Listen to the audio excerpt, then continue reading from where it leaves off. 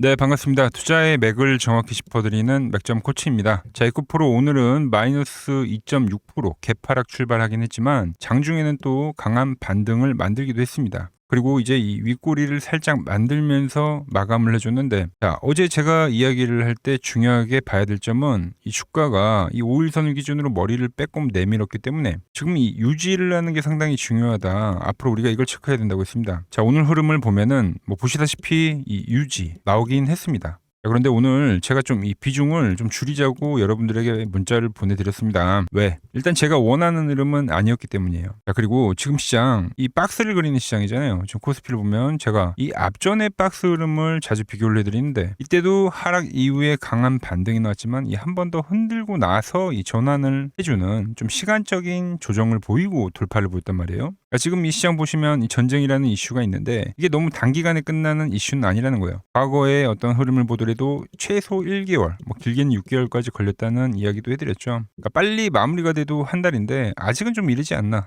약간 이런 생각이 들었습니다. 그래서 이 단번에 돌파보다는 이 흔들기 이후에 이 돌파가 발생할 수 있기 때문에 지금은 이 예측에 대한 거래보다는 이 확인 매매가 좀 중요할 것 같아서 그래서 이 비중을 좀 줄이자고 했습니다. 제가 왜 그렇게 생각을 하는지 제가 보고 있는 이 시장에 대한 흐름 그리고 이 에코프로에 대한 흐름도 오늘 좀 자세하게 짚어드리도록 하겠습니다. 오늘 영상의 시청료도 아래에 있는 좋아요 하나면 충분합니다. 돈 드는 거 아니니까 딱 1초만 투자하셔가지고 아래 엄지척 버튼 한 번씩 꼭 눌러주시고요. 빠르게 설명 이어갈게요. 에코프로는 제가 어제 이야기하기를 이 전환에 대한 시점들 과거에 이 전환을 했던 이 포인트들 있잖아요. 요거를 이제 비교를 해드리면서 그런 비슷한 흐름이 진행이 되고 있다. 자, 그런데 왜 줄였냐라고 이제 질문을 하실 수 있겠죠. 이 내용을 좀 썰을 풀어볼게요. 자, 지금 이제 시장에 대한 변동성이 강하다 보니까 사실상 아무리 좋은 호재가 있더라도 주가의 이 호재가 먹히질 않고 우리 시장과 거의 동기화가 되면서 흘러가고 있습니다. 특히 유가 이 두 가지의 흐름을 따라가고 있죠. 그래서 제가 최근에는 이 산업적인 이야기보다 주적인 이야기보다 이 시장 이야기를 지금 더 많이 해드리는 겁니다. 그만큼 이 시장에 대한 움직임이 지금 이 종목의 움직임보다 중요하다. 자, 제가 매수를 하자고 했던 거는 이 미국장에 대한 이야기를 하면서 지금 이 S&P 지수가 200일 이동 평균선에 대한 이 지지를 보이고 있기 때문에 여기서 이제 전환이 나오면 이 급전환이라는 표현을 했죠. 근데 보시다시피 투터치를 하고 급반등을 만들었던 S&P 주가가 어제는 또 강한 음봉이 나왔어요. 그러면서 200일선을 기준으로 원터치, 투터치, 쓰리터치 세 번째 터치를 만들면서 여전히 변곡입니다. 변곡.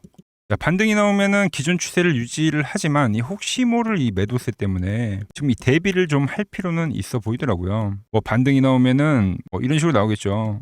제가 보는 이 맥점 차트에서 뭐 이번에도 이 직전에도 여기서 반등이 나왔던 것처럼 여기서 이렇게 그리다가 이렇게 전환을 하는 이 노란 밴드에서 반등이기 때문에 뭐 비중 확대를 하면 되는 거니까 상관이 없는데 변곡이기 때문에 좀 조심을 하자. 자, 유가도 지금 마찬가지로 어떤 흐름이 나오고 있냐면 자, 물론 이 100달러라는 심리가를 여전히 지금 못 넘겨주고는 있지만 보시다시피 저점을 높여주면서 지금 수렴에 대한 극점에 다다랐다는 겁니다. 그러니까 이 공포를 한번 주고 가는 그 흐름 이거를 완전히 배제를 할 순 없더라고요. 말 그대로 지금 이 시장이 겁을 주고 있어서 제가 그 겁을 먹어버린 거예요. 그리고 그냥 우리가 조심해서 나쁠 게 없다. 그리고 좀 찝찝한 거는 S&P도 마찬가지지만 이 국내 시장 보시면 이 수급이 상당히 좀 좋진 않습니다.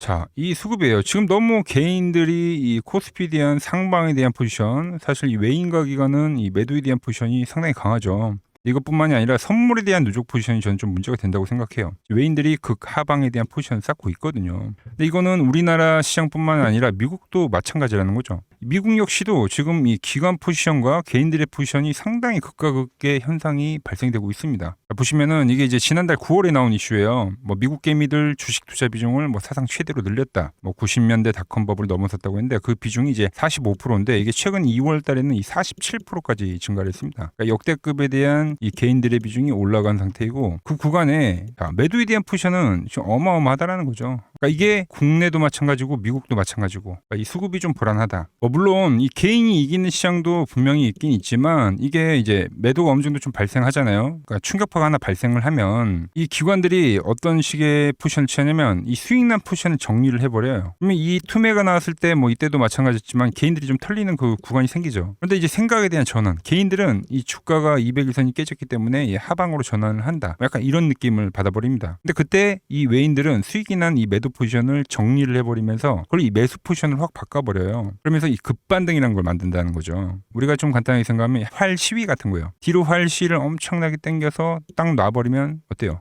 멀리 날아가는 것처럼 이런 반전이 보통 이루어져야지 시장이 전환을 하는데 그 흐름이 나올 수도 있다는 거죠. 그래서 제가 이 에코프로를 계속 이렇게 뭐 확장형 이야기를 하면서 뭐 바로 전환을 하면 좋지만 너무 좀 뻔한 그림이다랄까? 그죠? 이왕이면 개인들을 한 번 더 흔들어주고 하는 게 맞지 않겠어요? 자, 결국 이 외인과 이 기관들은 이 개인들의 포지션을 좀 갉아먹으면서 자기네들이 수익으로 전환을 하는 거잖아요. 그래서 이 지금 현재 한번 이 틀어주고 가는 이 흐름 계속적으로 이 생각이 난다는 거죠. 그 흐름이 나올 수 있다는 거예요. 그래서 에코프로 뭐 확장형 이야기를 하면서 이 저점에서 급반등이 나온다라고 하는 이 이야기와 어떻게 보면 이 일맥상통한 이야기라는 거죠. 결론은 이제 오르긴 오르는 건데 우리가 이런 라인에서 물려 있으면 상당히 좀 고통스럽단 말이죠. 그래서 제가 조금 더 신중해지려고 그러려고 여러분들에게 계속 말씀드린 겁니다. 뭐 어쨌든 정리를 해보면 저는 하락 전환 뒤에 반등을 생각을 하는 건데 여러분들도 한번 자기 생각을 좀 댓글로 달아봐 주세요. 그냥 전환할 것 같으면 상승이라고 좀 적어주시고 뭐 하락할 것 같으면 이렇게 하락이라고 좀 적어주시면 됩니다. 저도 좀 참고를 하겠습니다. 아시겠죠? 그래서 전략은 그대로입니다. 바뀐 거라고는 이제 좀 분할적으로 우리가 가봐야겠다. 그래서 다음 주죠. 미장이 잘 반등이 나오고 유가도 잘 빠진다고 하면은 걱정이 될 게 없습니다. 왜? 이 노란 밴드 1번 시나리오에서에 대한 이 반등을 만들 거니까요. 그래서 제가 말씀드린 대로 이 5일 이동 평균선에 대한 이 안착이라는 판단이 들었을 때 그때는 이제 제가 여러분들에게 이 비중을 확대를 하자고 문자를 보내드릴 겁니다. 자, 그런데 이 깨짐이 나온다. 그러면은 말씀드린 대로 이 12만 원 초반 가격까지는 빠질 수가 있어요. 그때는 좀 기다려 보셔야 된다는 거죠. 자, 그래서 이 오늘 이제 미국 증시 그리고 이 유가 이 흐름 체크하는 게 상당히 중요하잖아요. 그죠? 네, 여러분들 뭐 다들 바쁘시고 보기가 힘드시다고 하면 제가 오늘 저녁에 열심히 체크를 하고 이 방향이 좀 확정이 되는 그 라인에서 뭐 에코프로도 이 다음 주 시나리오 제가 여러분들에게 문자로 보내드릴 테니까 받아보실 분들은 이 아래 번호 010-6518-5019로 이렇게 맥점이라고 두 글자 남겨주시면 됩니다. 자, 그리고 여러분들에게 이 도움이 될 수 있는 좀 정보를 말씀을 해드려야 될 것 같은데 그래서 이 현재 시장에서 우리가 주목해야 할 제가 이 핵심 종목을 하나 가지고 왔습니다. 자, 여러분 항상 이 시장에서 이러한 이 위기는 분명 존재했습니다. 하지만 그 위기 뒤에는 항상 기회가 뒤따랐다는 거죠. 자, 차트를 보면서 한번 설명을 해드리면 제가 이 코스닥 제가 보는 이 맥점 차트로 이 파란 밴드에 터치를 할 때마다 그때마다 이 주도 업종에 대해서 여러분들에게 좀 설명을 해드렸죠. 그래서 이 처음에 800포인트를 넘어가기 전에는 제가 여러분들에게 이 바이오주들의 상승을 이야기했습니다. 자, 보시면은 4개월 전에 이 ABL 바이오라는 종목을 이야기하면서 이 시총 10조가 바로 갑니다 라고 말씀을 드렸죠. 자, ABL 바이오 전일 시가총액이 10조네요. 그러면서 이 지수 상승 시기에 맞춰서 이 ABL 바이오가 12만 원인 게 이 25만 원까지 급등을 한 겁니다. 그죠? 이 파란 밴드에 대한 지지를 이야기를 하면서 자, 그리고 코스닥이 이 850포인트 이 두 번째 파란 저점이 찍혔을 때는 그때는 이제 이 로봇주에 대한 이야기를 했습니다. 로봇주. 자, 보시면 이 3개월 전에 여러분들에게 클로봇이라는 종목을 말씀드렸죠. 그때도 이 850포인트에 대한 거를 제가 계속 강조를 해드렸고 그때 이 클로봇이 이 노란 밴드 이 4만 원일 때 여러분들에게 말씀드렸던 거예요. 그러면서 이 지수가 상승을 하면서 클로봇도 이 8만 원대까지 상승을 해줬죠. 딱 요때입니다. 요때. 자, 그 뒤에는 제가 이 1000포인트에 대한 돌파를 말씀드리면서 그때 이제 이 우리 기술과 이 한미 반도체 즉 이 반도체 부품주에 대한 이야기와 이 에너지에 대한 이야기를 했죠. 그러면서 이 한미 반도체는 우리 10만 원 라인에서부터 이 33만 원대까지 급등을 보여줬고 우리 기술 역시 이 5천 원 라인대부터 수직 상승하면서 벌써 이 2만 5천 원까지 도달을 했습니다. 엄청난 폭등을 만들어냈다는 거죠. 공통점이 뭡니까? 지수의 하락 그 막바지에서는 다음 이 주도주가 생기거나 이 새로운 테마가 형성이 되었다. 이번에도 마찬가지죠. 이번 조정기가 마무리가 되면 나오는 거는 이 새로운 테마와 주도주입니다. 그래서 오늘은 제가 그 이야기를 좀 해보려고 하는 거예요. 자, 저는 이 다음 테마는 여러 테마들이 물론 발생하긴 할 건데 제가 주목하는 거는 이 대북주입니다. 대북주. 이 대북주는 매번 테마가 형성이 될 때마다 성격이 좀 달랐습니다. 먼저 이 과거에는 이 금강산 관광이 열리면서 이 관광주들로 해서 수급이 엄청나게 발생했고요. 그 다음에는 이 철도에 대한 유라시아죠. 유라시아 철도에 대한 이야기가 나오면서 철도주들이 엄청나게 급등을 했어요. 그리고 이 개성공단이 만들어지니까 이제 거기에 상주에 있는 이 개성공단 관련주들이 아주 난리가 났죠. 매번 발생했던 테마이긴 한데 그때그때마다 성격이 달랐다. 자, 그리고 트럼프와 이 김정은이 18년도에 싱가포르에서 만났죠.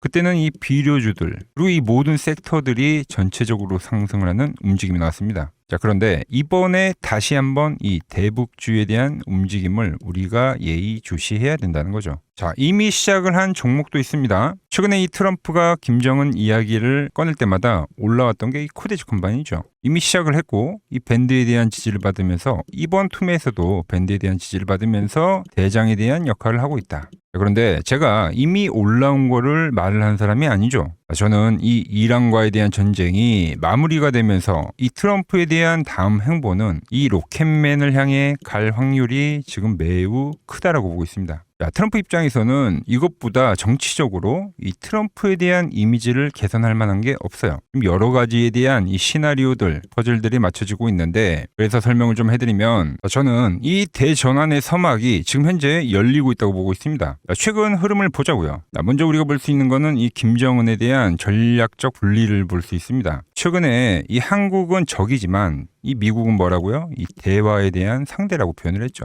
대한민국을 제1의 적대국으로 규정을 하면서 긴장을 좀 높이는 듯 보였으나 이는 우리가 생각을 할 때 역설적으로 이 미국과에 대한 이 협상력을 높이려는 이 김정은의 전략이죠, 전략. 즉, 이 한국을 배제하고 미국과 직접 판을 짜겠다는 이 통미봉남의 현대적 변형이라고 볼 수가 있습니다. 언제든지 이 미국과는 급격한 이 대화 국면으로 전환이 될 수 있는 이 비즈니스적 밀당이라는 거죠. 자, 그리고 두 번째로 이 트럼프를 보자고요. 트럼프 역시 이 김정은과의 만남을 자기 자신의 이 최대 외교 업적으로 꼽죠. 최근에 이 한국에 방문을 했을 때도 김정은과 재회를 하지 못한 거에 대한 상당히 아쉬움을 나타내기도 했습니다. 트럼프는 원래 이 복잡한 다자 외교보다는 이 탑다운 방식의 좀 파격적인 합의를 선호하는 인물이죠. 그래서 지금 이 한반도만큼 가장 이 역동적인 이 비즈니스가 없다라는 거예요, 트럼프에게는. 그리고 미국의 이 중간 선거가 열리죠. 그런데 이 트럼프에 대한 이미지가 상당히 좋지 않습니다. 이 이란과의 전쟁 때문에. 이 이미지를 쇄신하려고 하면 이 트럼프의 최대 업적이자 트럼프만이 할 수 있는 것을 결국은 실행할 거다라는 거죠. 뭐죠?